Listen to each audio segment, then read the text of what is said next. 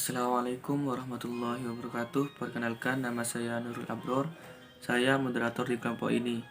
Kami di sini akan mempresentasikan tugas dari Ibu Sri Nurma di mata kuliah Bahasa Indonesia Keilmuan. Baik, mari kita dengarkan presentasi poin A di mata kuliah Bahasa Indonesia Keilmuan yang akan disampaikan oleh Yuliatul Adawiyah. Waktu dan tempat kami aturkan. Assalamualaikum warahmatullahi wabarakatuh. Perkenalkan, nama saya Yuliatul Adawiyah dari kelompok 1. Di sini saya akan memaparkan sedikit materi tentang bahasa Indonesia keilmuan.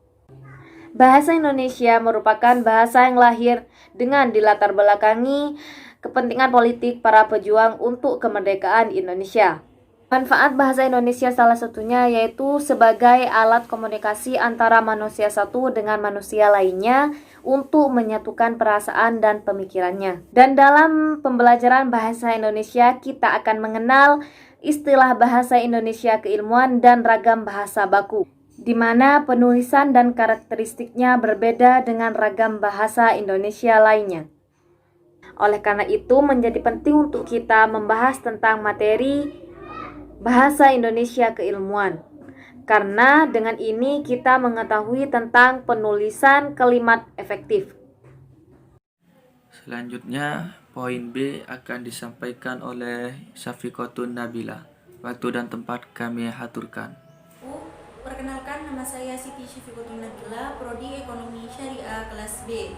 Di sini saya salah satu kelompok pertama bahasa Indonesia dan saya sebagai salah satu pemateri yang akan membahas sedikit tentang pengertian bahasa Indonesia keilmuan, di mana pengertian bahasa Indonesia itu merupakan media pemaparan sebagai gagasan keilmuan, baik berupa konsep, fakta, prinsip, prosedur, teori atau yang lainnya. Bahasa Indonesia keilmuan di sini merupakan bahasa Indonesia yang digunakan untuk kepentingan komunikasi keilmuan.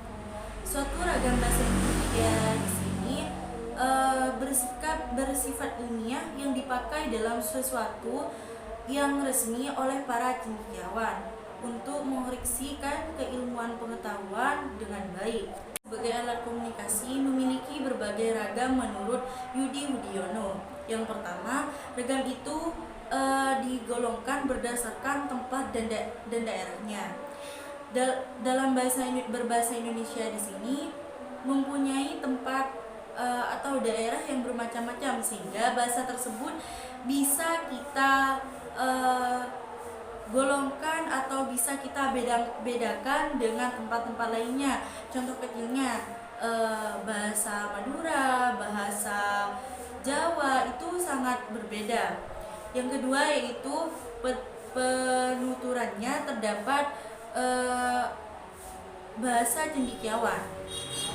Bahasa cendekiawan di sini ragam bahasa Indonesia yang memiliki cendekiawan tersendiri atau ciri khas tersendiri.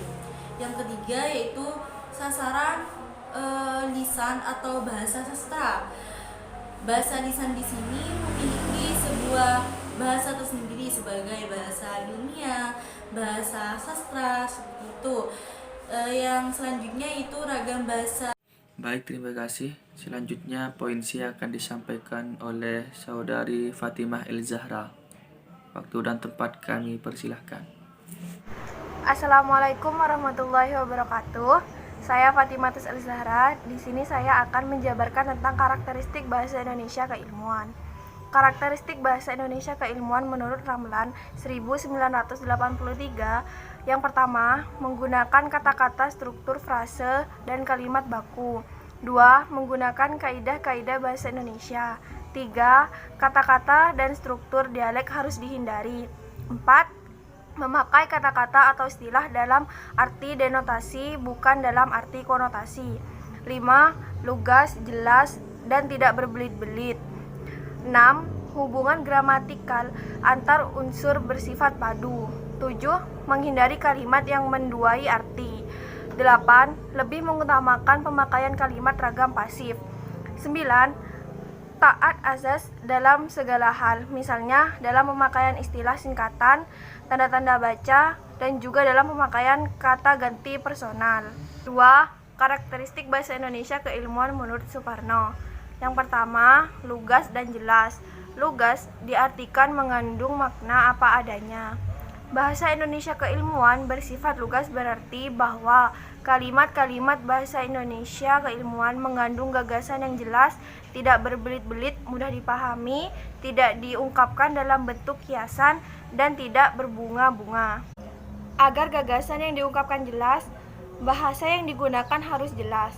Bahasa yang jelas tidak hanya membantu penulis mengungkapkan gagasannya secara jelas, tetapi juga membantu pembaca untuk menangkap gagasan yang diungkapkan penulis. Oleh karena itu, pembaca akan lebih mudah memahami gagasan yang diungkapkan dengan bahasa yang jelas. 2. Objektif. Kalimat bahasa Indonesia keilmuan dikatakan objektif bila mengungkapkan sesuatu dalam keadaan sebenarnya. Artinya tidak dipengaruhi oleh emosi pribadi pemakainya. 3. Cendekia. Bahasa Indonesia keilmuan bersifat cendekia, maksudnya bahasa Indonesia keilmuan mampu digunakan untuk mengungkapkan hasil berpikir logis secara tepat. Bahasa Indonesia keilmuan mengikuti pola preposisi, di sampingnya mengandung keterangan kalimat juga mengundang subjek dan predikat. 4. Ringkas dan padat. Bahasa Indonesia keilmuan berciri ringkas dan padat. Artinya, pemakaian unsur bahasa di dalamnya hemat. Unsur-unsur yang tidak diperlukan karena tidak fungsional dalam mengungkapkan gagasan dibuang. Dengan demikian, unsur yang bercetak iring perlu dihilangkan untuk menjadi kalimat yang ringkas dan padat.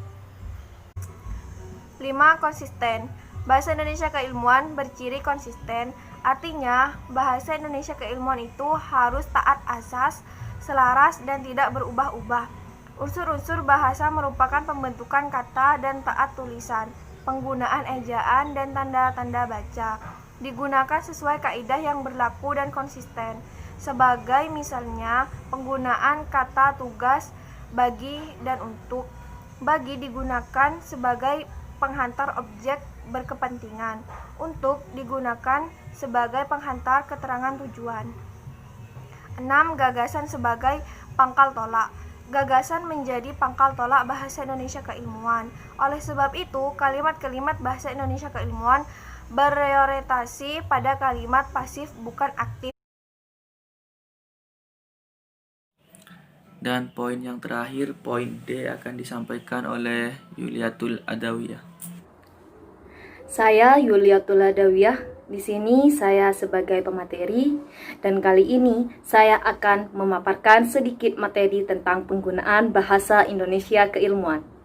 Dalam penggunaan bahasa Indonesia keilmuan terdapat dua bagian. Yang pertama kalimat efektif dan yang kedua paragraf. Dalam kalimat efektif terdapat beberapa ciri-ciri. Ciri yang pertama yaitu kekompakan dan kesatuan. Suatu kalimat dikatakan kompak dan memiliki kesatuan jika satu kalimat tersebut memiliki satu pokok pikiran atau gagasan, dan setidaknya dalam kalimat tersebut mengandung unsur SPO serta masing-masing unsur kalimat terlihat dengan jelas.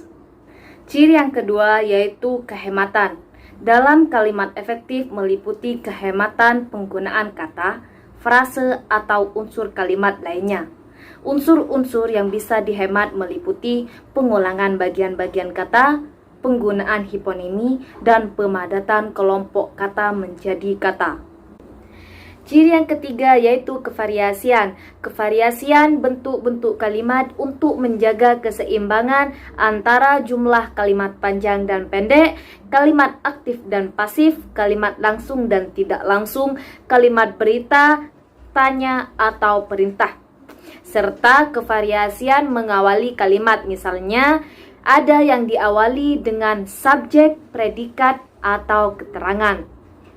Kevariasian struktur kalimat dengan awal yang berbeda-beda ini sangat baik untuk menonjolkan gagasan sentral kalimat. Ciri yang keempat yaitu kesejajaran. Pemakaian kata, bentuk kata, atau kelompok kata di dalam kalimat harus dijaga kesejajarannya. Bila suatu gagasan ditempatkan dalam struktur kata benda, misalnya bentuk pean, maka kata-kata atau bentuk kata yang lain yang menduduki fungsi gramatikal yang sama harus ditempatkan ke dalam kata benda dalam bentuk ini. Begitu pula sebaliknya. Bila suatu gagasan ditempatkan ke dalam struktur kata kerja, misalkan dikan, mekan, maka kata-kata atau kelompok kata yang lain yang menduduki gramatikal yang sama dinyatakan ke dalam kata kerja bentuk ini. Bagian kedua dalam penggunaan bahasa Indonesia keilmuan yaitu paragraf. Paragraf adalah bagian tulisan yang berupa kumpulan kalimat yang berhubungan secara utuh dan padu serta merupakan kesatuan pikiran. Paragraf dibagi menjadi 4, yaitu paragraf induktif, deduktif, kombinasi, dan deskriptif. Mungkin itu saja yang dapat saya sampaikan. Mohon maaf jika kurang jelas atau terlalu singkat, baik dari penyampaian saya dan rekan-rekan saya. Kurang lebihnya mohon maaf. Wassalamualaikum warahmatullahi wabarakatuh. Baik, itu saja yang dapat kami sampaikan. Kurang lebihnya mohon maaf. Bila teman-teman ada yang belum dimengerti, bisa dipertanyakan di sesi tanya jawab. Wabillahi taufiq wal hidayah. Wassalamualaikum warahmatullahi wabarakatuh.